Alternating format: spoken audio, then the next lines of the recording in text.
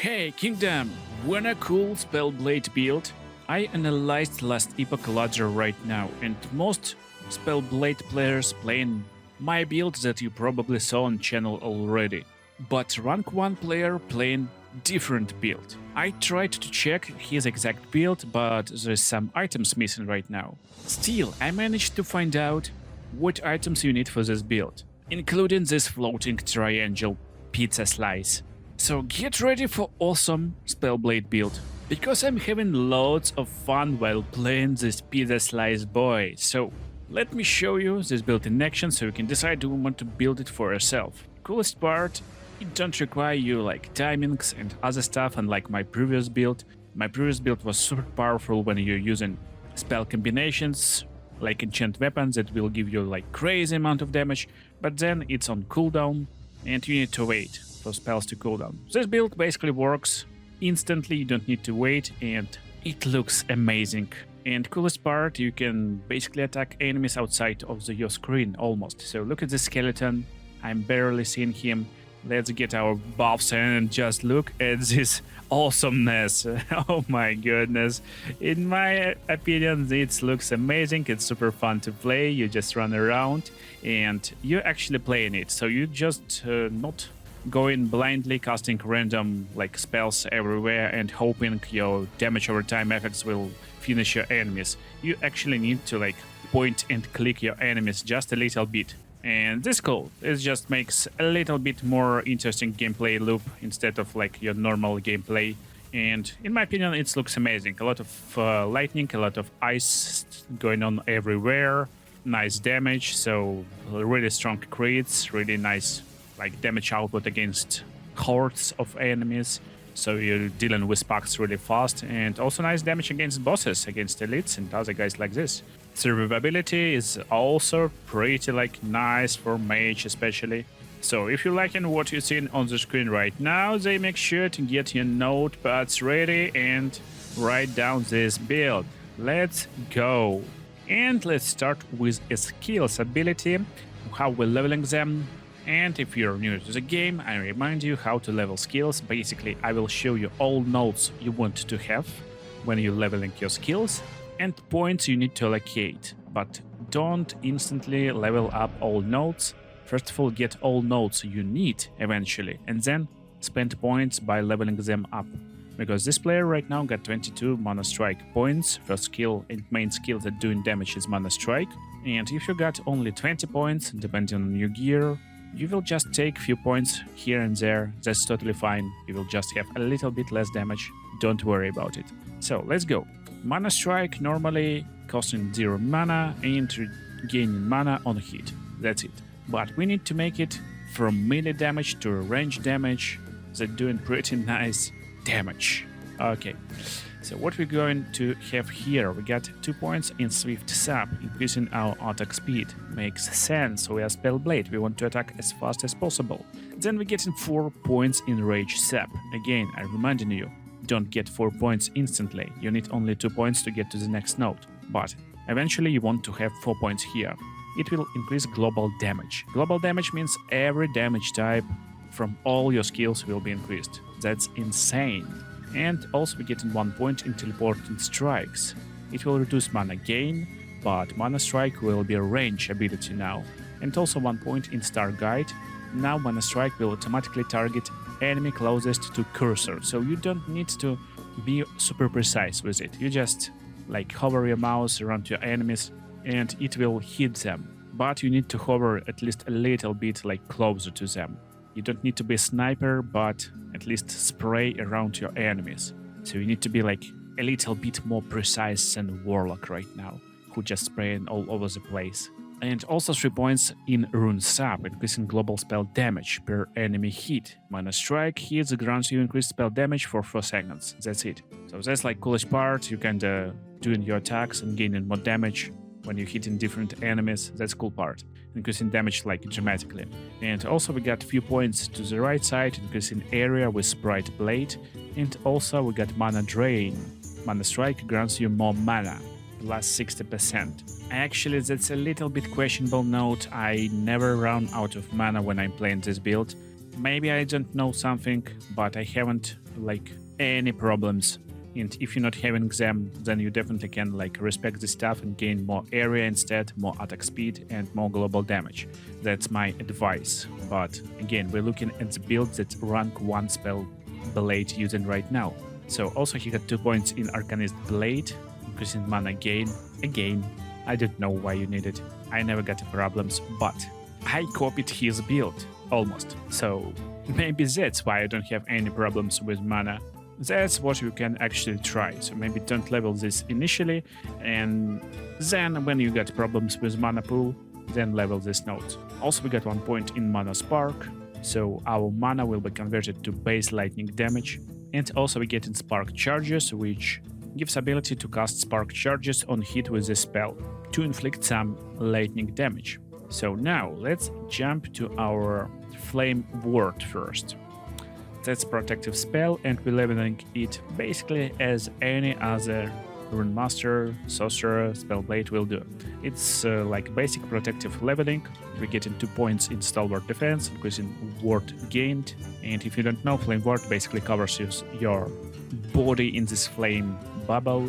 It will retaliate damage on enemy hit and give you ward. So that's like nice protective spell. Then you want 1 point in Desperate Defense, 2 points in Fuel the Flames, and this will give you access to dual ages, which give you more charges. So now you can have 2 charges and basically use them when you actually need. Sometimes you just need 2 flame wards 1 by 1. That's a really powerful node. And also this bottom like hexagon leveling 3 levels in Dilation. It will increase your duration and mana efficiency with the spell. Also, Energize gives you ward per second, 2 points in here, 1 point in Recollection. You will get 25% ward retention, really nice bonus. 3 points in Prismatic Buffer, which give you elemental damage taken reduced, basically elemental defense protection. And also 5 points in Barrier, super powerful node, reducing hit damage taken by 40%. 40% flat damage taken is just insane, definitely take it. Now let's talk about Enchant Weapon. So that's our main bread and butter skill for Spellblade. It got 0 DPS, but when you activate it, your weapon will be coated in elemental power and your melee attacks deal 50% more elemental damage for 5 seconds. And while Mana Strike will be a range attack, it still scales with melee damage, so don't worry. And passively, your melee attacks will deal 15% more elemental damage anyway. So pretty nice stuff to enhance your damage output. And this spell got such big cooldown, 15 seconds, by giving you this buff only for 5 seconds. That's why you instantly want to have this concentration node 4 points in here to get active duration increased by 4 seconds. That's super important stuff. And then we're leveling our like damaging abilities. So we get 5 points in Celerity, increasing our melee attack speed. We get 5 points in Fulminate, melee shock chance increased, 1 point in Conduit. When you activate this enchant weapon, you will zap nearby enemies every 2 seconds, doing some lightning damage, and also 4 points in here to increase zap frequency by 200%. This means enemies will be zapped every 0.5 seconds. That's insane. And also 1 point in Cleanse the Elements. It will increase mana cost. You don't care about it too much because cooldown is so big. But now when we're using it, we will cleanse elements, basically every like poison and other bad stuff. Now you probably got a question. How we should level our Snap Freeze and Teleport? And we're not leveling Snap Freeze and Teleport. So Teleport is just for a little bit of speed when you speed clearing. You just teleport, or if you want to save your ass from enemies. Also we got Snap Freeze. Again, for some reasons, you just freeze your enemies. In case of danger, it works really nicely. And instead, we're leveling Lightning Blast and also Frost Claw. Let's start with Lightning Blast. And we're going to the bottom node first, getting Storm Razor, increasing base critical strike chance and damage. Then 3 points in Chain Lightning. Lightning Blast can chain lightning additional times, but costs more mana. And 1 point in Convergence. Lightning Blast chains only to first target's hit, but will hit same target after delay. And also Divergence, we will have added lightning damage. And Lightning Blast will fork or chain additional time. So that's our kind of chaining stuff over here, and just flat damage on the top. Front loaded, lightning blast deals more damage, just 80% more damage with 4 points, but it will lessen bonus damage per chain. Also we get in 3 points in Cloud Answer. Now we will have ability to cast Spark Charges with the spell. Also Final Spark, the spark will detonate, and also 5 points in Mortal Capacitator to increase spark charge damage by 200%. Then we get into the Frost Claw, and you firing 3 projectiles on the target location to create burst of frost, doing some frost damage basically, pretty nice damage actually. And Frost Claw is leveled to the bottom node first. We want to have Shiver Shell, it gives us retaliation chance, some ward gain to cast, also 1 point in Ravenous Will, but again we don't care too much, we want 3 points in Makuhahutil, the water hard word for me to pronounce, but now you can cast the spell on melee hit, and you will use your melee hit ability all the time, so that's why it looks so awesome. You're doing your normal mana strikes all the time, but on your strikes you're casting Frost Claw. And also we got 4 points in Renting Cascade, increasing freeze rate multiplier and critical chance, 1 point in Gift of Winter, reducing mana cost, also 1 point in Fan of Frozen, with slow and chill chance for the spell, 1 point in Bright Forest, increasing cast speed, 1 point in Hand of Morditas, adding mana cost but with extra projectiles, increasing out damage significantly, and 1 point in Volley of Glass. Now there will be no burst, but all projectiles will hit the same target. It helps a lot to take down a lot of enemies who is really strong. Also we got 4 points on the top part over here to get more damage and frostbite chance, and also 1 point in Spark Artillery. So Frost Claw base cold damage is converted to lightning, unless it has already been converted to fire. We're not converting it to fire, so it will be lightning damage now, and also this will scale with lightning damage. And Frostbite will change to Shock Chance.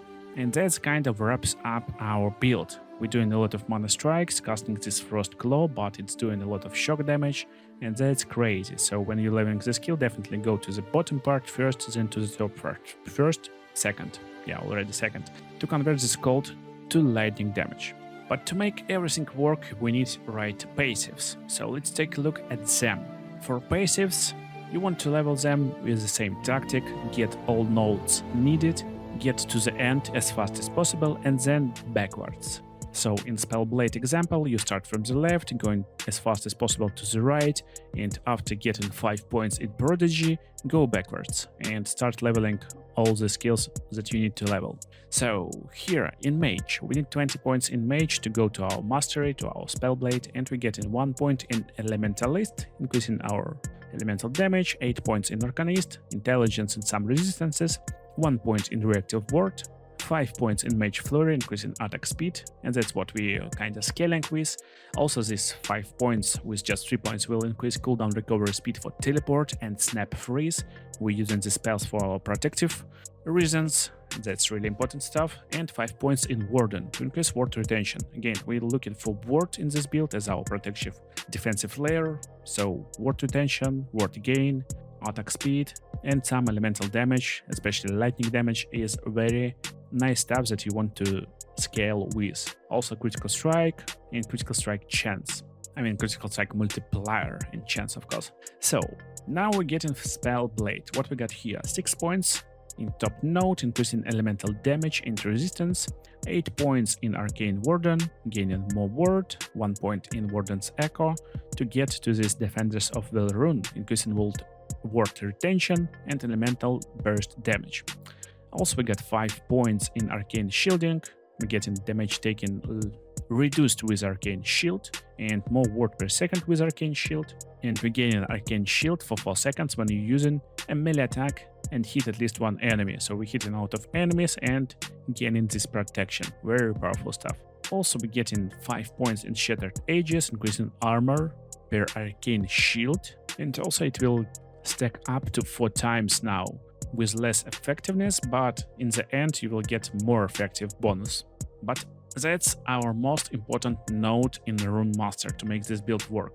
It's called Stormblade, and this gives you melee lightning damage, and also you will have chance to apply Spark Charge on hit. So again, we're doing a lot of lightning damage, and Spark Charge is lightning too, very important stuff.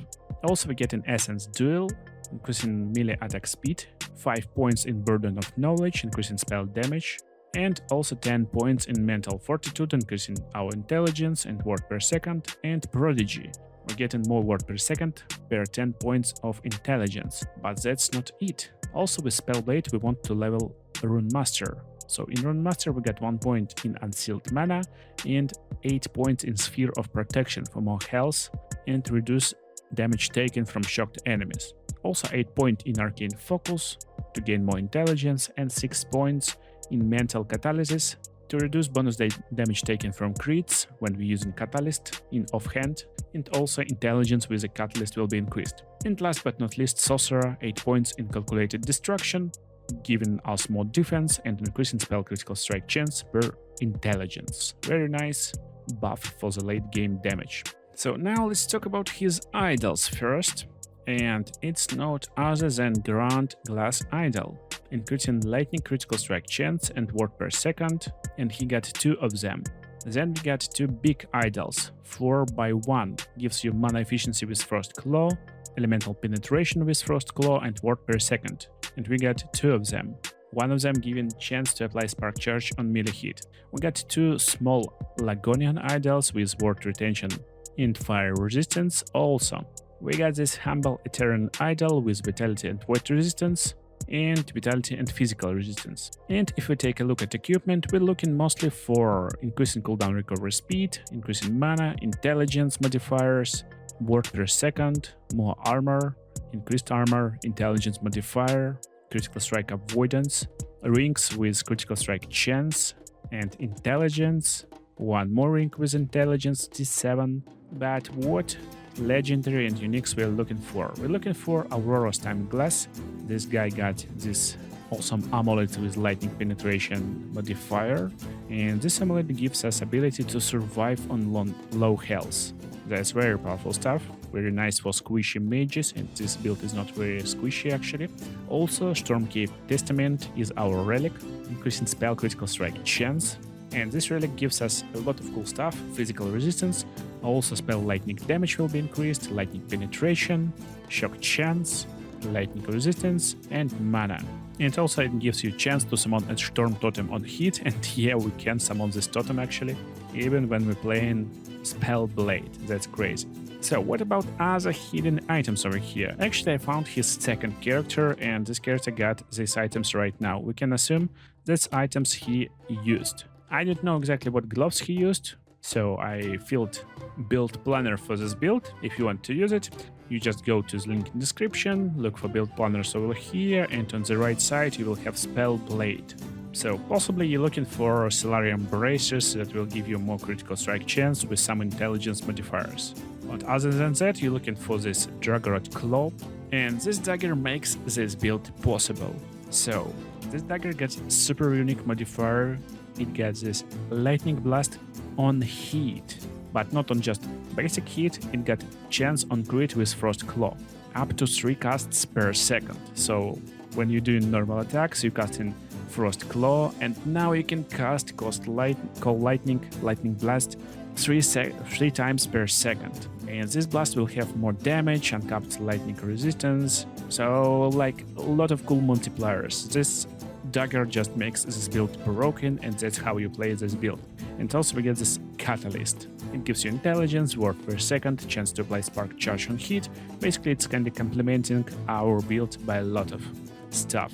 So I hope you enjoyed this awesome Spellblade build. Watch other cool videos on the screen right now, and see you in the next videos.